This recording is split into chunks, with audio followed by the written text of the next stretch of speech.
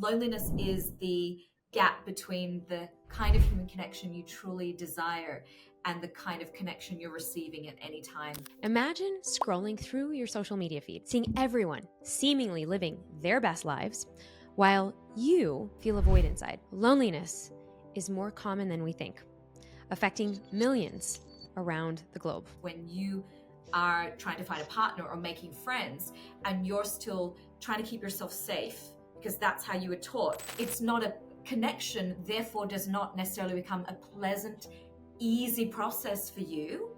And of course that leads to loneliness. Simone Heng, expert of loneliness and human connection. In her first book, Let's Talk About Loneliness, we are digging into what it means to be lonely, how we can learn to bridge the gap between isolation and authentic human connection. The 5 different kinds of connections or relationships that we can have. The difference between online interactions and offline interactions, how we can begin to have more meaningful connections in our lives. Trauma is a pillar contributing to loneliness, longing for that real human connection. And that really is the definition of loneliness. Before we get to topics of loneliness, which I know that so many of our listeners have been affected in one way or another, how has that, even that title, that word, how has that shaped your life?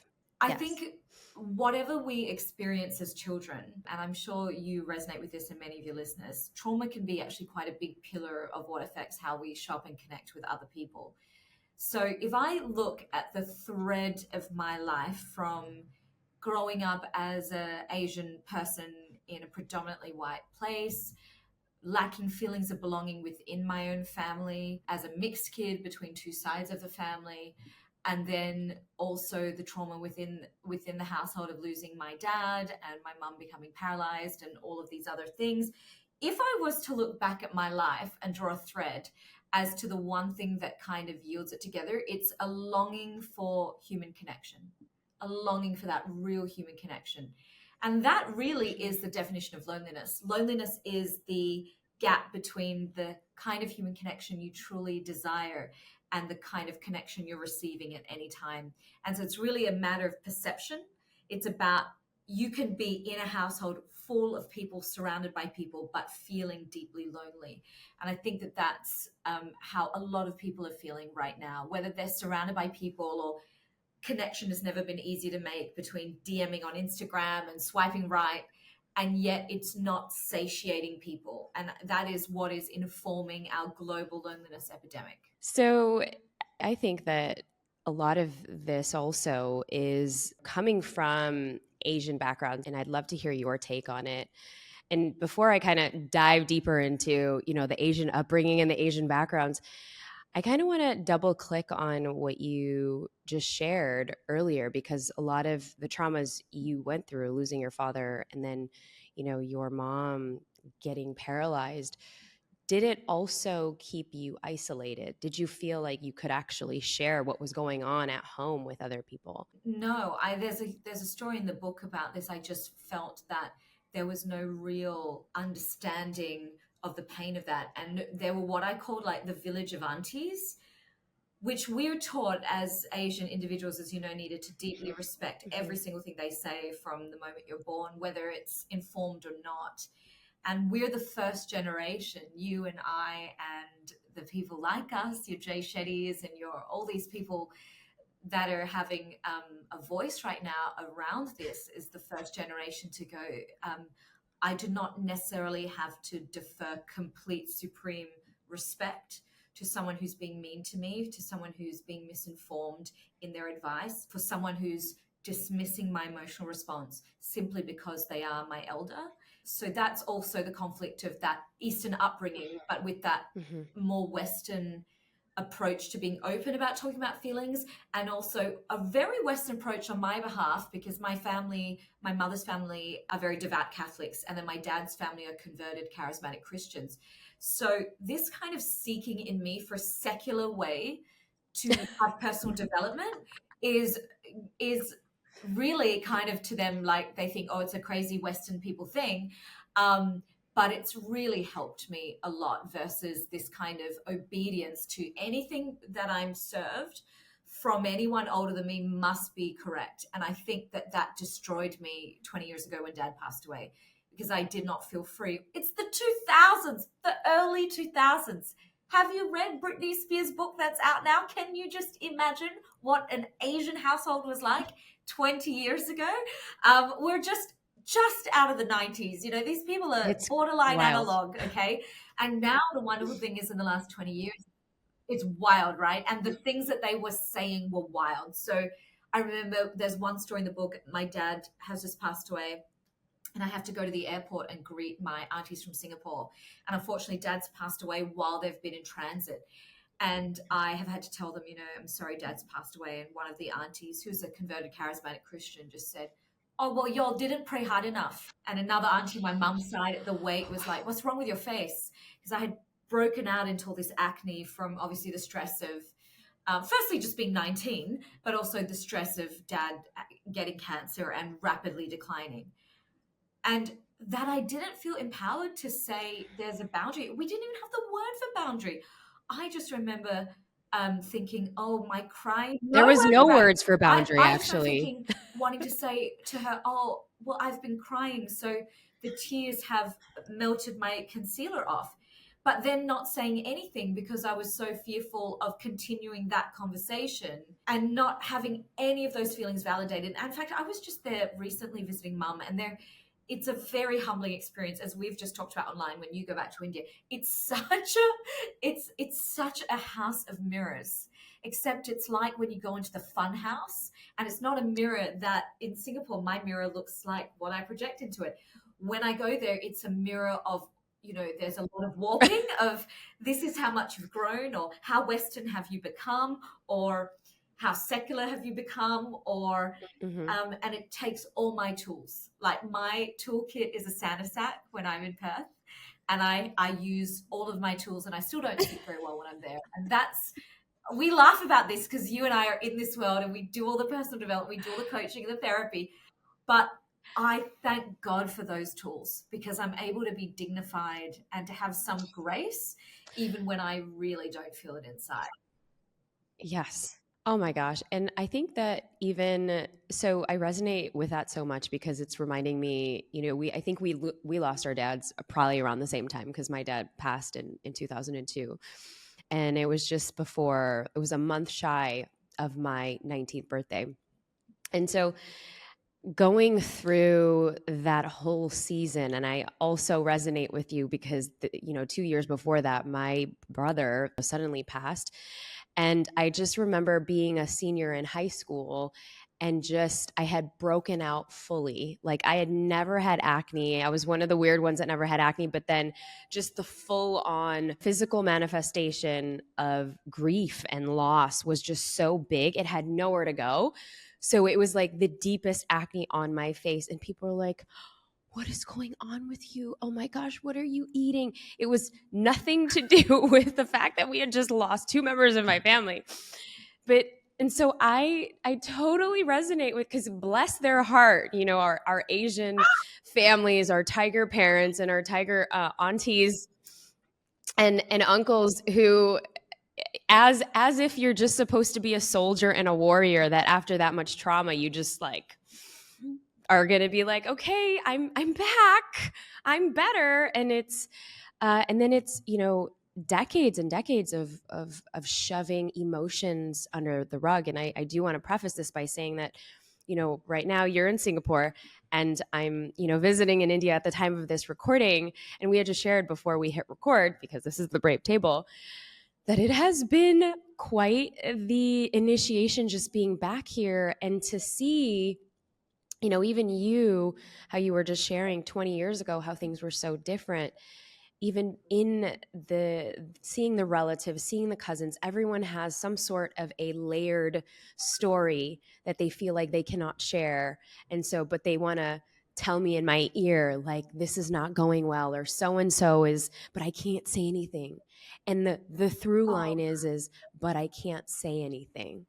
And I want to say, if anybody is listening to this And if you're listening to our conversation and if you're saying, but I can't say anything, to a point where you are going to suppress your truth because of what the world is going to think or what they are going to say, I would strongly recommend you to think otherwise. And I don't know, and this kind of goes into segueing into like where I want us to go, but do you think because of a lot of our conditional upbringing, I kind of call it the conditional love, right? The if you bring me home straight A's, I'll give you love. If you give me, if you bring me home accolades, awards, achievements, I'm gonna love you. Do you think that that has also contributed to the loneliness that many of us, just globally feel, but even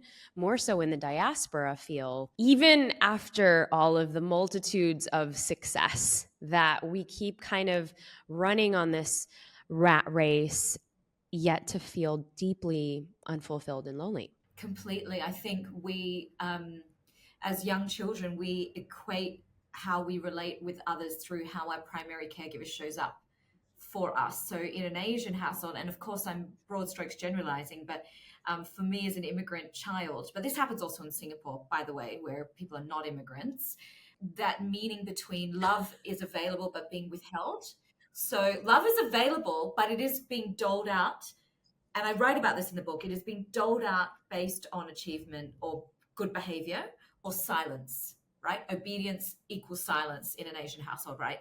And making us proud instead of making us embarrassed. And so that kind of becomes crystallized into your mind as a child, and it stays with you forever. And it doesn't matter how many tools I have, it's still there. I just have to transmute it.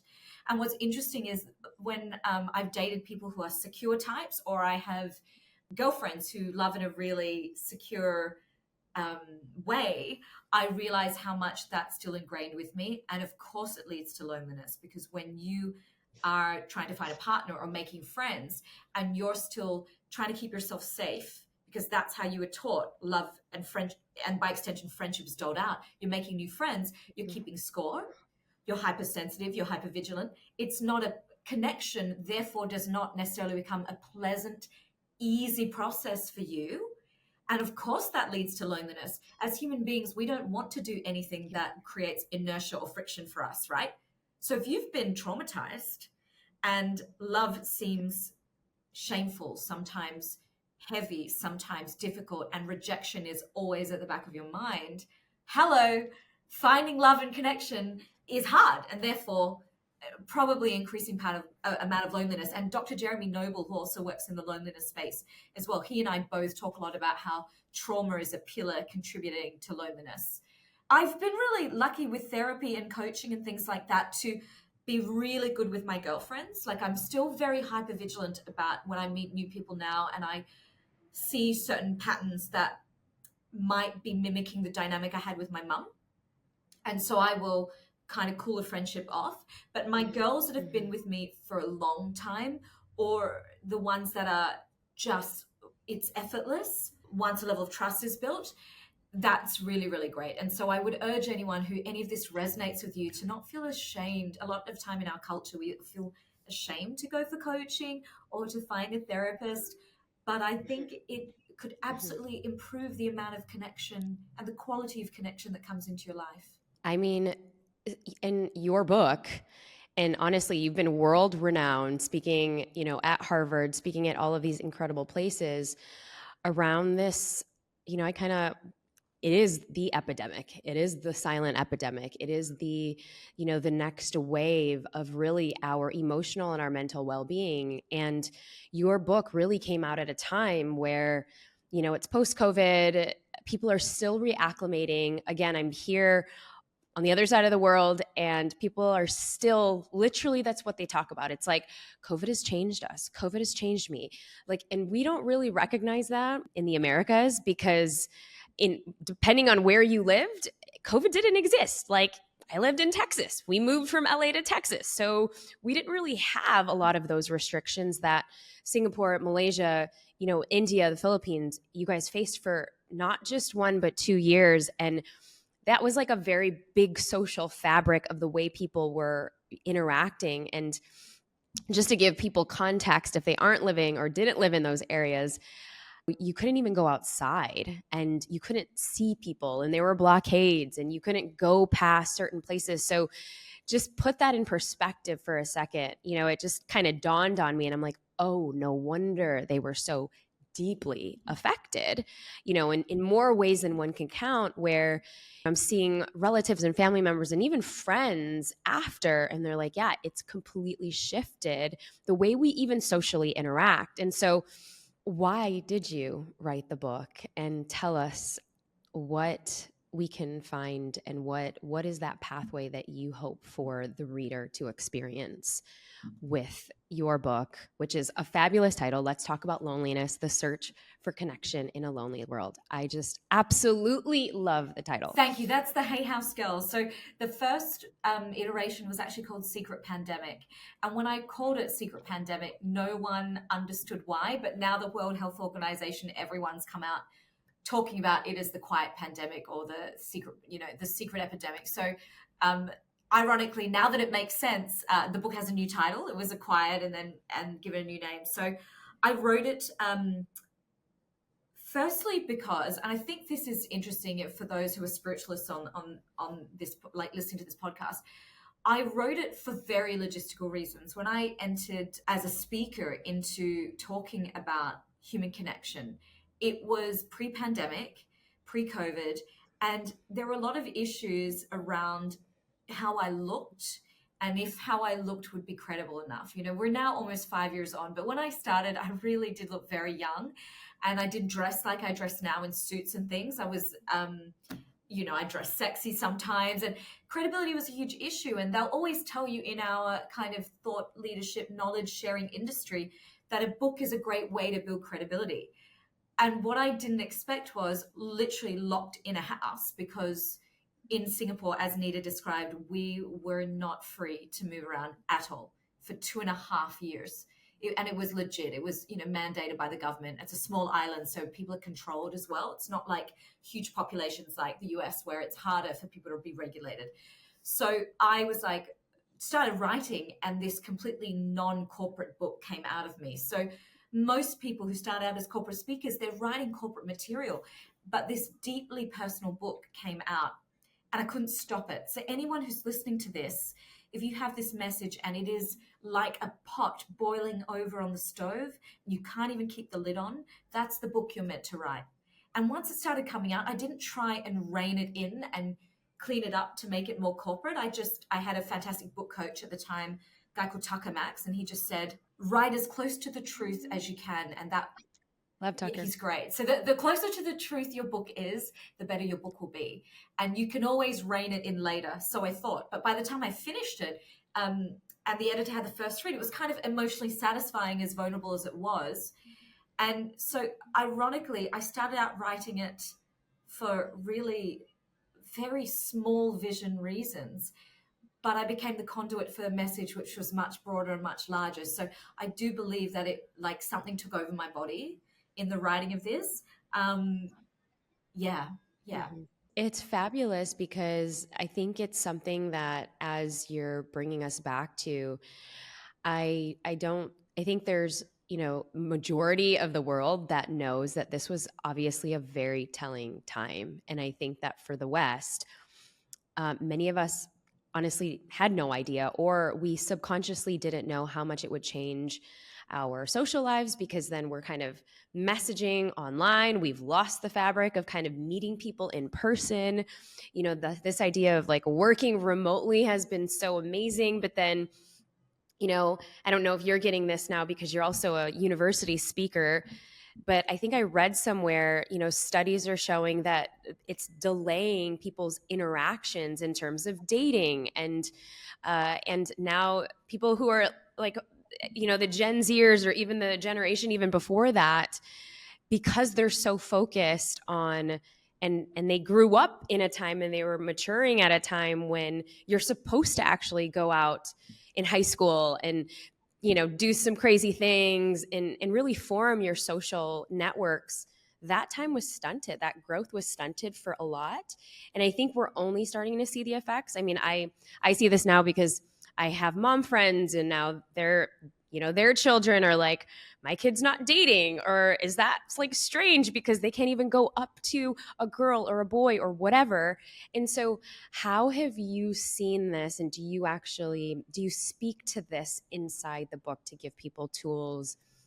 I mean, not just teenagers, of course, or young people, but just generally, it's I think it's also harder for people to actually make genuine connection and deep, meaningful connection, which is why we're here on the Brave Table to have brave conversations. But I think there's that loss of the art. We have lost the art of that.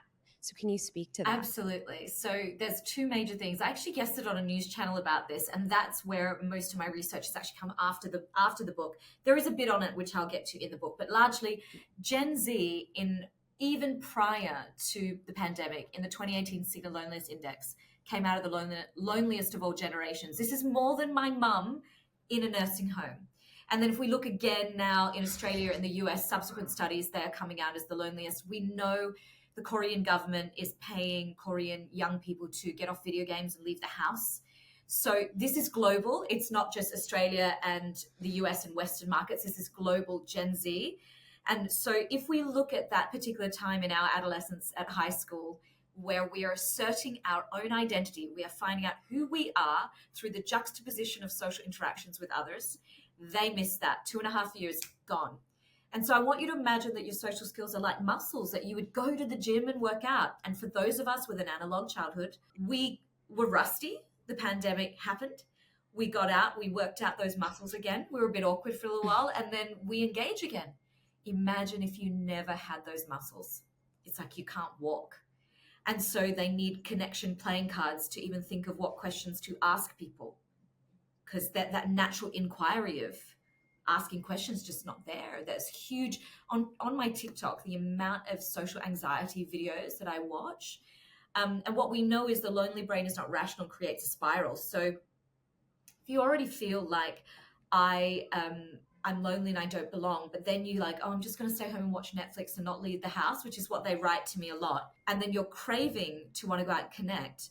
The brain will actually loop you into wanting to stay in more, and then it becomes a spiral. So the chemistry of the lonely brain is not rational. It will hold your friends to a higher standard than is reasonable. So then your friends won't be able to fulfill that.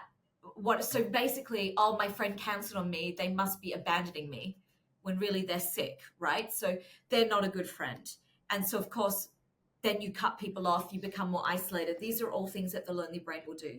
The second thing post the pandemic, and this is in the US Surgeon General's report as well, Vivek Murthy, but we are not building our cities post pandemic anymore in a way that facilitates impromptu connection. This is one of the big things at the Harvard Symposium they were talking about, particularly in the US where you're more spread out. In Singapore, obviously, we're hyper compacted. So you couldn't not bump into someone if you tried. Mm-hmm. But in cities where it's suburban and you have to drive to locations, our cities historically, post our nomadic evolution as early Homo sapiens, our cities were built around the central piazza or the mosque or the church. And then people would go, like that movie Chocolat, they'd go to church and then they'd go to their Easter market or Christmas market and they would connect, and the kids would have school fairs and they would do all these things, but it was all embedded into how that township was actually designed.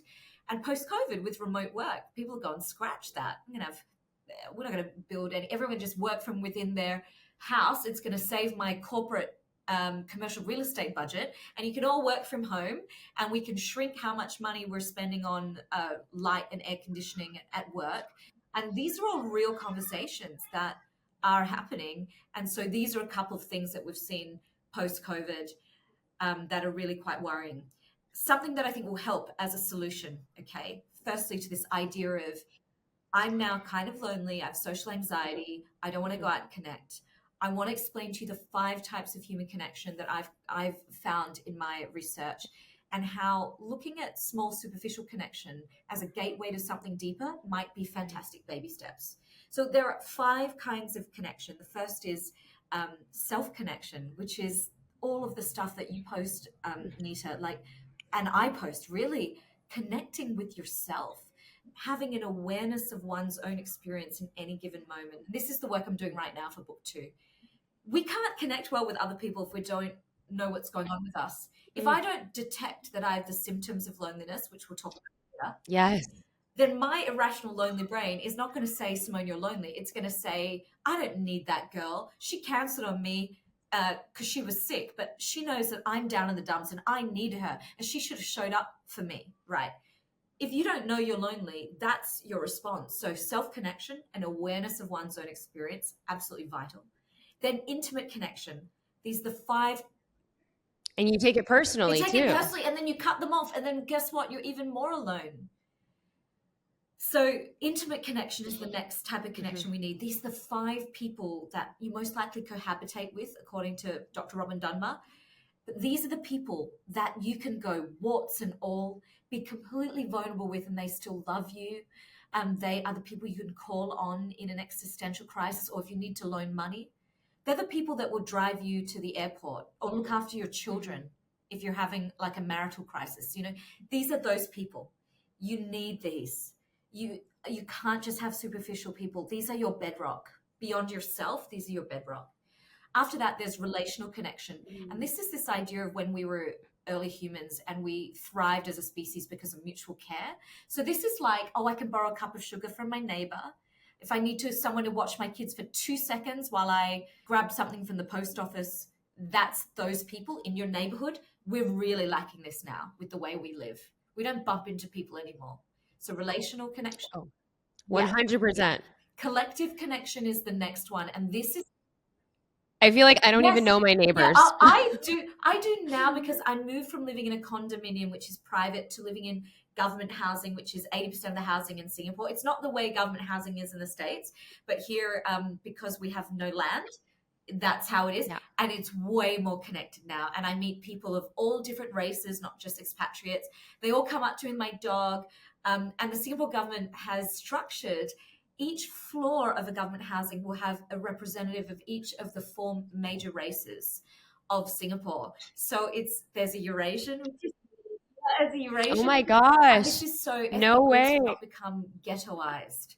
And so I have a Chinese family, Indian family, Malay family, and then me, the Eurasian, which is technically they would consider me Chinese because of my dad, but I'm renting it from a Eurasian friend. So she's the holder of the place, but I kind of stand in for that. And it's beautiful. So when it's Hari Raya, they're celebrating. When it's Diwali, they're celebrating. When it's Chinese New Year. And the government did that very strategically when they built this housing many years ago. I digress, but what I wanted to say was that... Well, I wanted to also kind of just totally. And I know we have a tiny little bit of a lag, but I wanted to also share that in the Netflix documentary, it's the docuseries with the researcher on longevity, Dan Buettner, the one who wrote the Blue Zones. And he was talking about how, what communities people live the longest. People live, up to 100, and where are the most centenarians. And, if you haven't read the book, basically he kind of goes into the 5 areas in the world. One is Okinawa, Japan. 2 is in Ikaria, Greece. 3 is in Sardinia, Italy. 4 is in Loma Linda. And then 5 is in Nicoya, Costa Rica. And one of the main areas of kind of research is where they are going to socialize and where they are, socializing, because that's a huge part of longevity. And I don't know if you saw this, but Singapore is now, one of the main areas that they have truly committed to helping people age well. And just to your point, putting in places and structuring, because land is so interesting in Singapore, there's not enough of it there, but that they're really going into creating communities that are around centers and areas where people can meet and talk and build relationships. So I thought that was really neat. They have to, because in 20 years, by 2020, 40% of the Singaporean population will be over 65. So we are aging here, and they have to, because we're not reproducing like many Asian countries. So we will be a predominantly aging society, and the government are very, very hands-on. And there's a lot of, I'm working with some longevity clients right now. I wish I could say more, but we will become a longevity hub where a lot of the research will be done, because it's not just aging, right? It's the, having gone through this with my mother, it is the quality of how you age. And human connection is a massive life extender. 100%. Absolutely. So with that, I will quickly just finish the second two types as a solution that somebody might, who's feeling lonely, might. One of the things that you'll see on Instagram a lot that I really dislike is people going, if you can't have a deep conversation with your friend, cut them off.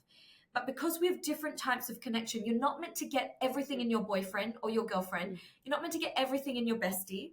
And one of those types is collective That's true. connection. This is a group of people that you're not best buddies with, but you have a thread of commonality, like your cycling group or your painting group or your group of people into personal development. So I would say Neeta is one Mm-hmm. of my connections. And I have a whole bunch of other Hay House authors who are my friends. We're not close best buddies, but man, I feel less alone knowing they have the same interests as me. Like that knowledge alone. And some people get so Yeah. lonely for this. It's what makes them join extremist groups or gangs.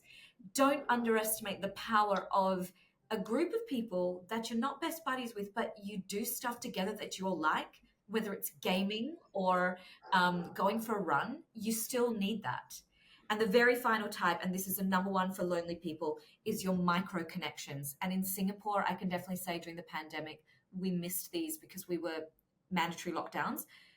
Those moments with your barista at Starbucks, Yeah. they're full of oxytocin and dopamine. And for a Mm-hmm. super isolated person, they could be the only interaction they have for the day. So please, when someone smiles at you on the street, smile back. You could be a lifeline. And often these off the cuff conversations, these tiny serendipitous conversations, are gateways to deeper connection.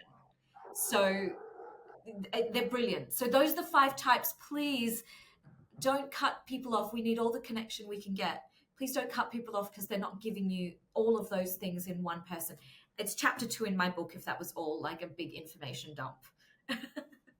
Oh my goodness. No, Simone, I don't think I've heard somebody explain it in this way. And I'm so glad that, your book actually talks about the 5 different types of connectors, because I think that a lot of times, we think that, yes, that one boyfriend or girlfriend or mother, father, or person, that needs to be the only person that's going to give you all of those things. And it's not the case. It's not the case at all. And, even when you are going to that grocery store or to, Target or the, the if people actually even go shop on, offline anymore, those minor moments where you're actually just connecting with someone that you're passing by. I mean, yeah, I think that can really help somebody's livelihood and we don't even know it. And, maybe even today, taking that extra moment after listening to this to pay it forward for somebody else. And maybe it's texting somebody. I have a thing now that I've actually started doing earlier this year where because now my office is 7 minutes from my house. We have our studio that's 7 minutes. And in those 7 minutes, as I'm driving, sometimes I'm listening to a podcast, but I make it a point that I'm like, okay, I'm going to at least do a voice note or text one person in that 7-minute ride back and forth. Because sometimes when I get home with the kids, it's just not going to happen. And so that's just kind of my reminder to connect with, and this is a different person, so it could be like cousins, whatever, people that I haven't seen, or just new relationships that I want to build, or maybe it's somebody, and maybe this time I'll be doing it with you, Simone. But I think and that's been so helpful, and you don't even realize the amount of people that are like, oh my gosh, I can't even thank you for doing that. That just like made my day. It's actually one of the action points I give in my keynotes. I get people to set monthly calendar reminders to do this. So you're just like an A-star student, girl. And I must say, the fact I'm super highly responsive and really big into this, not only because it's my life's work, but also because I know I don't have children. And so I'm really gentle on my friends who are mums with young kids and understanding. And so if I could extend that message to everyone listening, is like life is in seasons and life is long, and there will be different friends at different times, and your friends will have babies and they'll go quiet for the first 2 years and then they'll come back to you. And let's not be so harsh with our friends on what they can do for us, but be a little bit more like, how can I give my friend bandwidth, like, and also be of service to them? How can I listen for them instead of only voice noting when you need something, only checking in when you need something? And so I love that you have really explained for what that is like for a mum with 2 young kids. I sit with my girlfriends all the time and I'm like, you know how I can make this easier for her? Is I be the auntie that is encouraging and loves going and being an auntie with them, instead of saying, oh, can we meet without the kids? You know, like I'm not going to, I have to love people in a way that Mm. makes them feel free, in a way that maybe I didn't receive love in the Asian draconian system of being raised. But how will I be different in how I connect with other people? And like, I want people to love me because I made them feel free, not because I did mummy hang on them and said, you must be here at this time and do this like this. And it by far makes for happier humans all around, a happy, connected orbit all round. Oh my goodness. I think that's just such a really big question and big moment, I think, for everybody to take away is how can you love somebody to love them so that they could actually be free in that relationship. I think that's a really big one that so many of us are going to be taking on in our relationships. And now, as we segue into our final segment, Simone, and by the way, everyone, this is the book to have, for the new year. You are, we're heading into new relationships, new seasons of ourselves. And Simone, put that book up because I want everybody to see it. For those of you watching on YouTube, I have my copy as well, and this is the gift that you can give to somebody else. This is something that you can actually, we need to be talking more about loneliness because, as you shared, it's one of those things that even if you have so many people around you, and I know that for Asian households, immigrant households, you can still be lonely even amongst a lot of people in your house, just because there isn't that connection there. And so the search for connection in a lonely world, and everything that you shared just resonated so much with our Brave Table fam. So can you just tell us where we can get the book first, and where we can connect with you? And I know you have a quiz if we want to know what our connection style is. You can grab the book at like major bookstores around the US. It's obviously on Amazon. The only market in the world that it's not in actually is Southeast Asia, with the exception of Singapore. And that's another long story. But the book is there. It's also on Audible. It's also on the Hay House Empower You app where you can listen to it. And I read the audio book myself as well. So that's the emotional parts are, I do cry a little bit in the audiobook. The stuff is real. And we didn't edit that out because vulnerability builds authentic connection. So, yes. And there is a quiz that you can work out which of the 5 types of connection you're best at and which are the ones that you still need to work on, because we need all 5 to be socially well-rounded people. And if you go to simoneheng.com, that quiz is on the top toolbar and you can just click it. So just look at my name in the notes, simoneheng.com. We'll also link the link in the show notes as well. Oh, amazing. Okay, now into our final round. What does it mean to be brave in this season and stage of life? For me, it's really the bravery to speak about experiences that are fully processed, but I know will serve others, even though I know it will make people of my culture feel uncomfortable. Some people uncomfortable. And finally, well, what word describes this season of life? Oh gosh, satiated. I'm going to be 40 next year, and that is, for me, it's that mind trick of going, I have enough. Everything that I have right now is enough, and to be satiated with what is in front of me. Thank you so much for being here. Thank you so much for your wisdom. I know we've tried to make this work in so many ways, and I'm so glad that our community has listened to you and you've poured into us, and I can see why that you are just this incredible speaker on connection. And I'm so excited for people to get your book and get it for a friend, get it for, sisters, brothers, your colleagues, get it in your book clubs. And don't forget to be just a little bit more brave.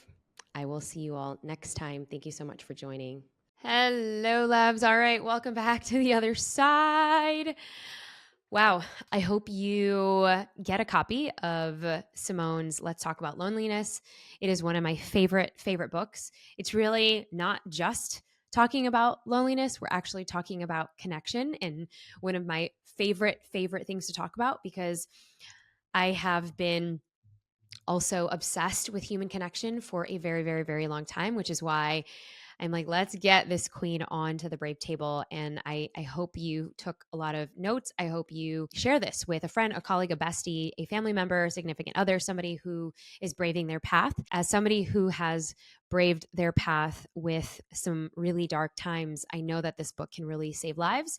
And I know this can save relationships. And I just know that this can really move moons for someone who really needs it. So go ahead, check Simone Heng out. She is on Instagram. I've linked her in the show notes.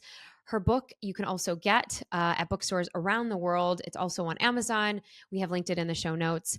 And we just loved her so much. We hope you follow her journey and see where she is speaking next. And on that note, thank you so much for being an avid listener, follower. If this is the first time you're connecting to us, you can go ahead, subscribe on YouTube, follow us on Spotify, iTunes. And if you haven't already submitted a 5-star review, we would love. This would mean the world. And you can do that on your phone. Go and scroll all the way down onto the iTunes app and click on reviews and click on 5-star. And you can actually, when you screenshot that review, you can send it to support@globalgrit.co. That is support@globalgrit.co. And it would mean the world. Lastly, we have also linked 3 additional episodes in this podcast for the show notes so that you can dive deeper in building meaningful relationships and connections in your life. Until next time, I will see you soon.